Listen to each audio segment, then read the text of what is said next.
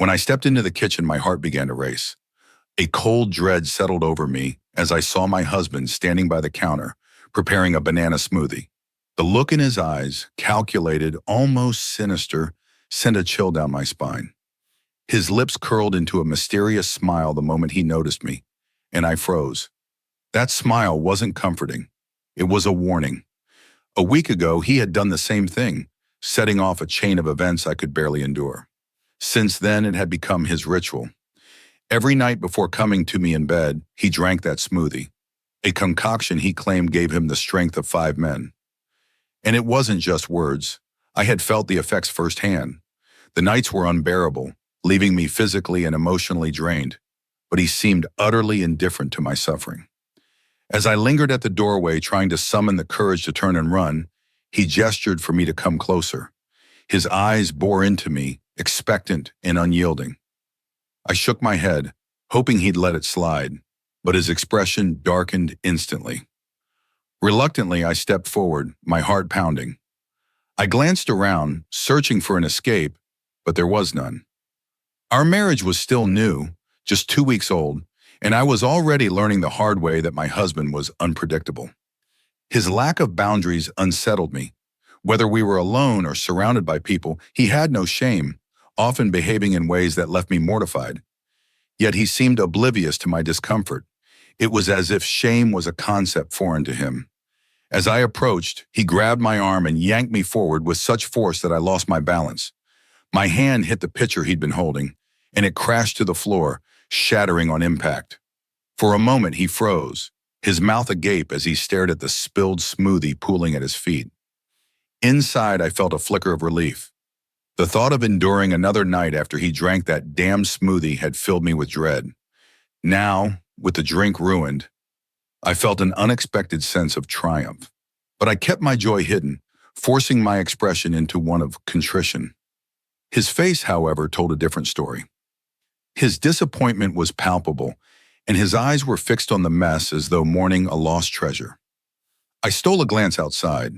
The storm that had been raging all day showed no signs of letting up. Rain lashed against the windows, and the cold, unforgiving winds howled through the streets. My husband valued his health above all else. He believed that staying fit was essential to keeping me happy, a belief I found ironic, considering I would have given anything for a brief reprieve from his relentless demands. Yet here he was, staring at the ruined smoothie like a man possessed. Finally, he spoke, his voice low and menacing. "Who's responsible for this?" I lowered my head, suppressing the smile threatening to break free. I couldn't let him see it, not now, when his temper was teetering on the edge. If he caught even a hint of my amusement, I knew there would be hell to pay. He glared at me for a few agonizing moments before storming out of the kitchen. My relief was short-lived. As he grabbed his coat and shoes, I couldn't help but ask, "Where are you going?" "To get bananas," he said flatly, as if it were the most logical thing in the world.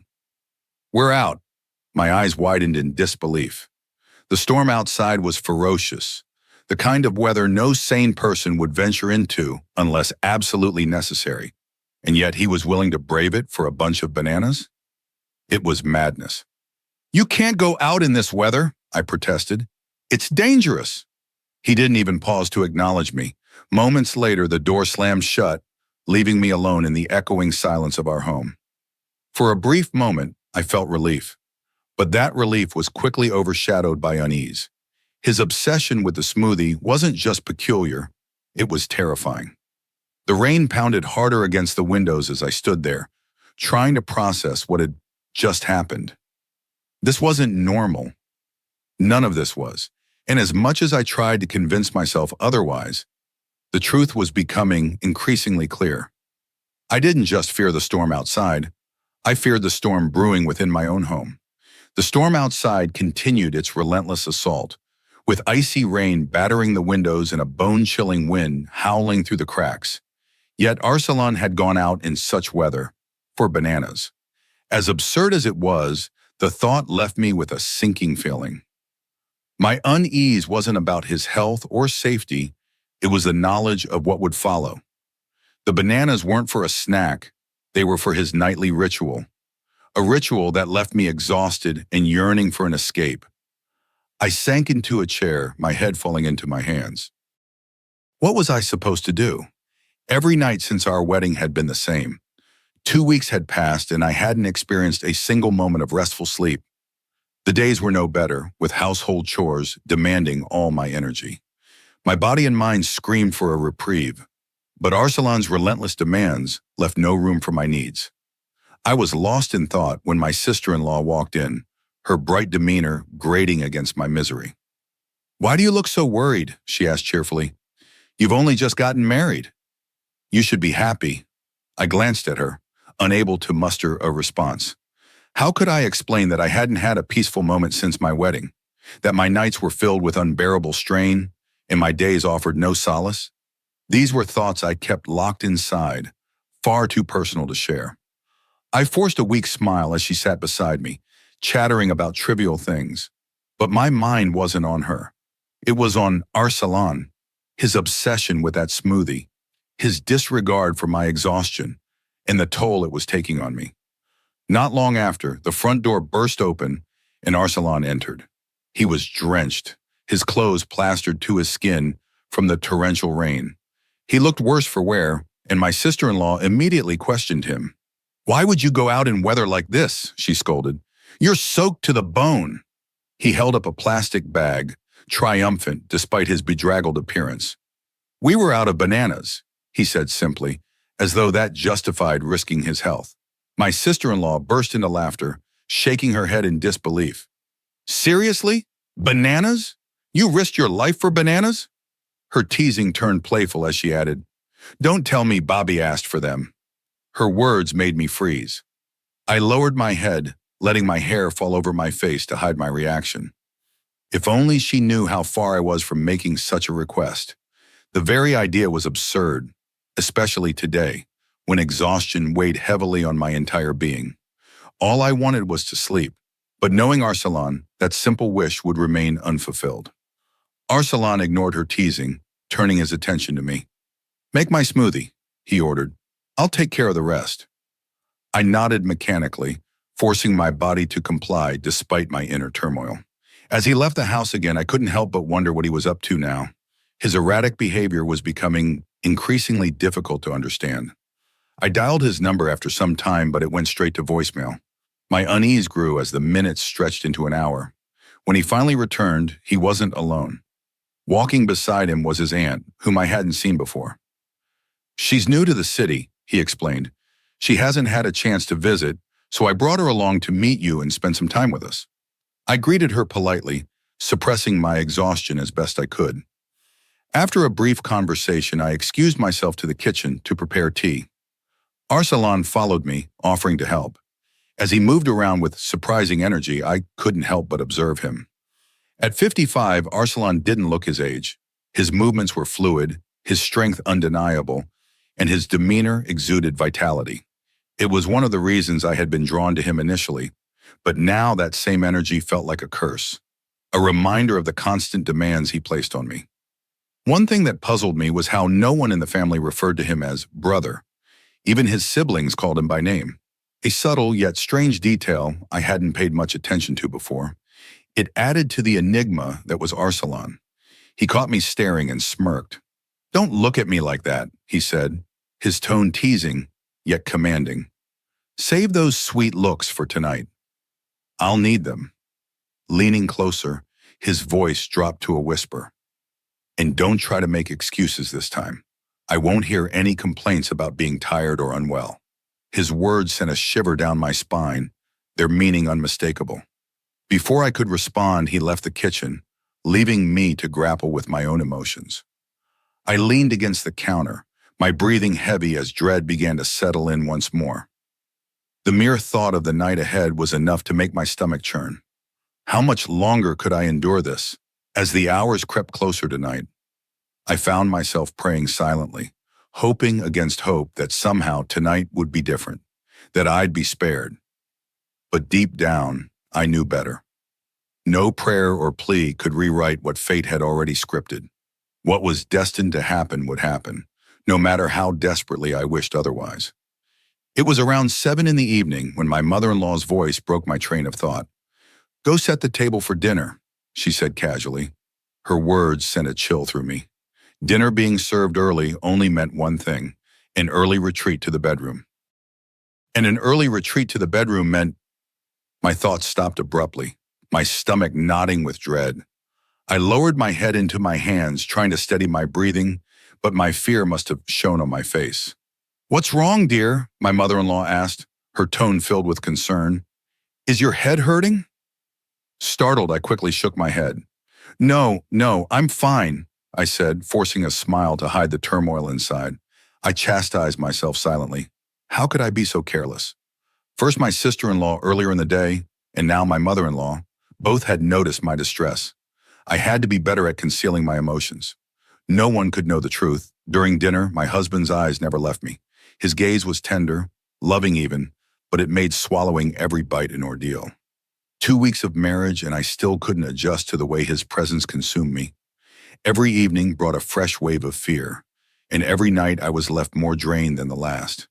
His attention made my skin crawl, yet he seemed completely oblivious to my discomfort. His smile, though soft, carried an unspoken promise of the night ahead, a promise that left me feeling powerless.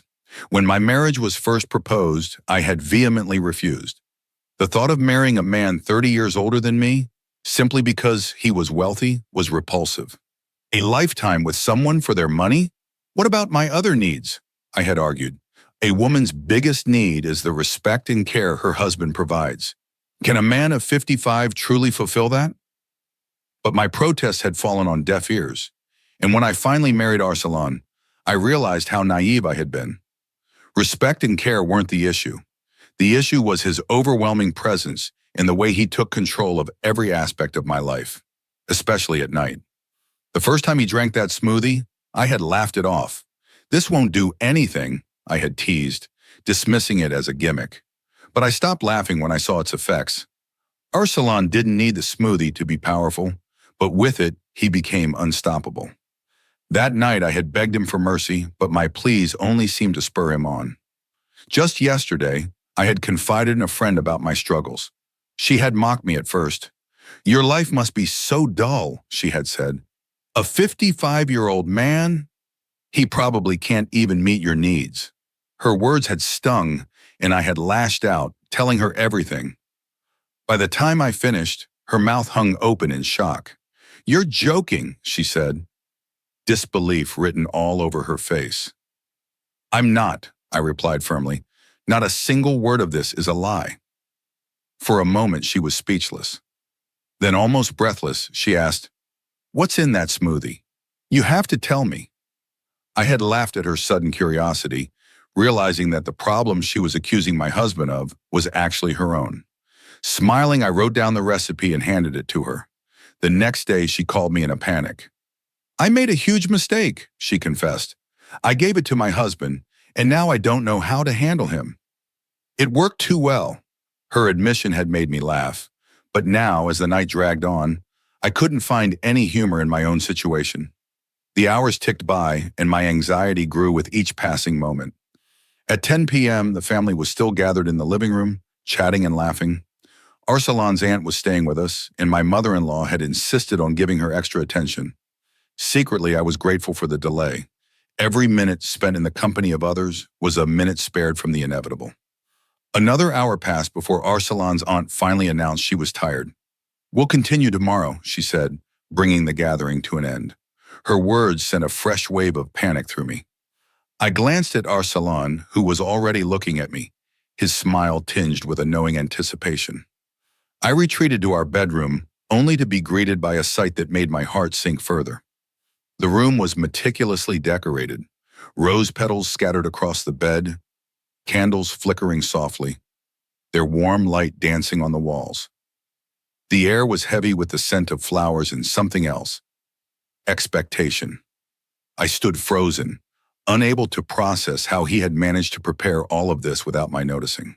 When he entered, his eyes sparkled with mischief. He walked over, pinched my cheek playfully, and said, "What do you think? I wanted to surprise you." I could barely respond, my mind racing with thoughts of escape. But before I could speak, he leaned in close, his voice dropping to a whisper.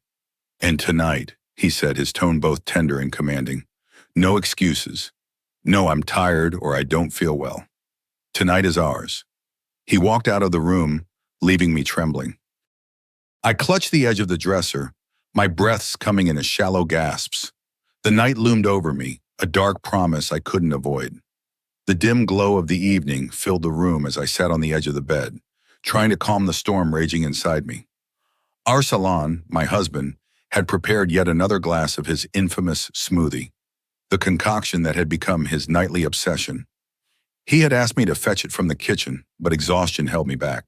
"I can't," I said, barely able to lift my head. "You go get it yourself." For a moment, his expression darkened, his piercing gaze making me second-guess my refusal. But then he smiled, an eerie, unsettling smile, and walked out of the room. I sank back onto the bed, my body heavy with dread. Tonight, once again, I would have to endure the ordeal that had become my nightly reality. 15 minutes passed, and Arsalan had not returned. This was unusual. Normally, he would fetch the glass and be back within moments. As more time ticked by, I became uneasy. I sat up, staring at the door, debating whether to investigate. The thought of confronting him while he was angry filled me with dread, but his prolonged absence was even more concerning. Suddenly, a loud shout from the lounge jolted me. My heart raced as I rushed to see what was happening. There I found Arsalan in a rage, yelling at the top of his lungs. His voice echoed through the house as he demanded, "Who touched my smoothie? Who took the glass I prepared? And who opened the pitcher in the cupboard?" My mother-in-law rushed forward, placing a hand on his shoulder in an attempt to calm him. "Why are you so angry, son? It's just a glass of juice," she said soothingly. Arsalan shook his head furiously. "Just a glass of juice?" he repeated, his voice rising. "To you, maybe, but to me it's everything. I need to know who took it." His desperation silenced everyone in the room. No one dared to speak. Even my mother-in-law, who often had the last word in family matters, seemed at a loss. The commotion brought Arsalan's aunt out of her room. "What's going on here?" she asked, looking around at the tense faces. "Why all this shouting?" Her arrival seemed to snap Arsalan out of his frenzy. For the first time, he realized how his outburst must have appeared to the others, especially to the guest in our home. Lowering his gaze, he muttered an apology. "It's nothing, Aunt," he said, his tone subdued. "They've just been frustrating me." "But what happened?" she pressed. "What's got you so worked up?" Arsalan sighed, running a hand through his hair. "I had prepared a glass of my nightly smoothie," he explained. "I drink it every night before bed. Without it, I can't sleep. But when I went to get it, it was gone." His aunt listened carefully, then slapped her forehead with realization. "Oh dear," she said, her voice filled with regret. "Why didn't you tell me? I didn't know it was yours. I saw it in the fridge and thought it was just regular juice. I shared it with my husband. You know how I can't resist trying things?" The room fell silent as her words sank in. My throat tightened, and I coughed to stifle the laughter threatening to escape. If it had just been her, it wouldn't have been so bad. But now her husband had also consumed the smoothie, unknowingly becoming part of this bizarre situation. My mind spun with the implications. I could already picture her husband's reaction later that night. The thought made my shoulders shake with suppressed laughter. I lowered my head, trying to hide my amusement from the others, but it was too late. A chuckle escaped my lips. Arsalan stood frozen, staring at his aunt.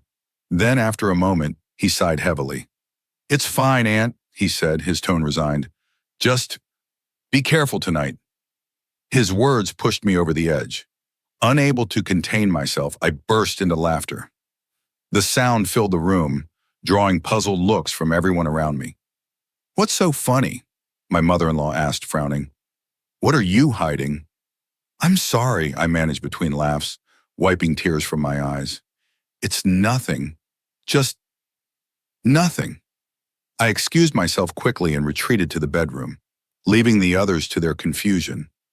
Once inside, I let the laughter bubble over again, the sheer absurdity of the situation too much to handle. Arsalan joined me a while later. His expression was calm, but I could tell he was still irritated by the night's events.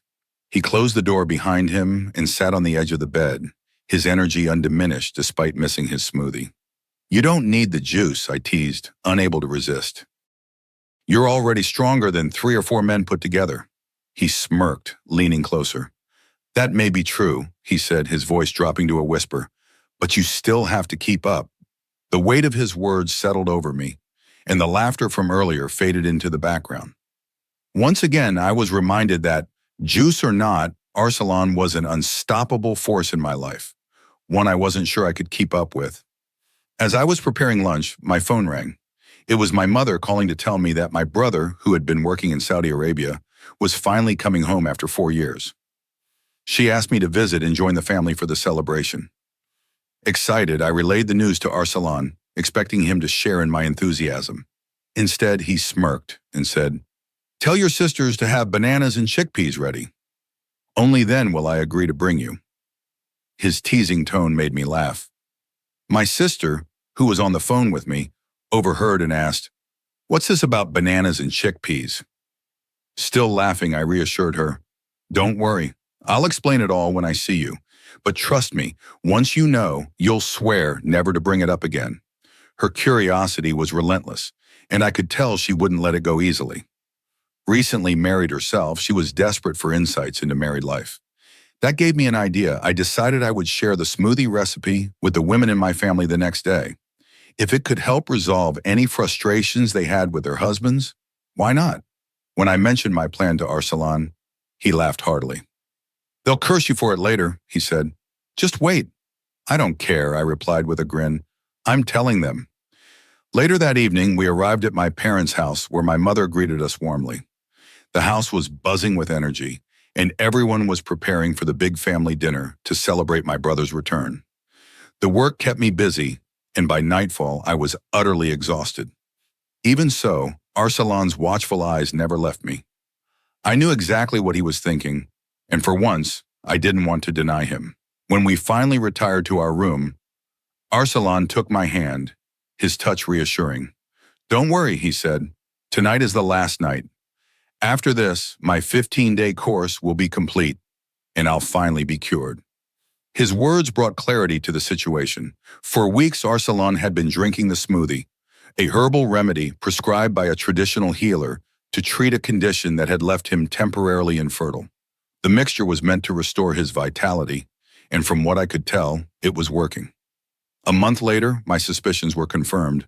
I was pregnant. The news filled Arsalan with joy, and his entire demeanor shifted. He became attentive, ensuring I had everything I needed, from nutritious food to plenty of rest. The doctor had emphasized the importance of sleep for a healthy pregnancy, and Arsalan took her advice to heart. Gone were the nights of endless demands. Instead, he prioritized my well-being above all else. As I prepared for the arrival of our child, I couldn't help but reflect on the whirlwind of the past few months. The struggles and exhaustion had been overwhelming, but they had led to a deeper understanding between Arsalan and me. And in the end, as I held my growing belly, I realized that the difficulty had paved the way for a newfound peace. Indeed, after hardship, there is ease.